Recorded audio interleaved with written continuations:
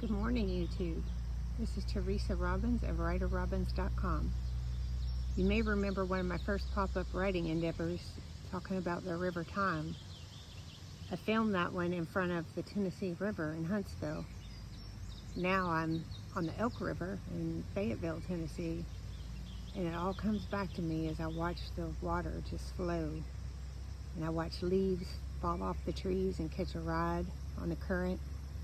And it reminds me how fast time is going. That was over a year ago when I filmed that, and here I am, filming another river and watching time escape me. Live every moment to the fullest. Have a good one. Till next time.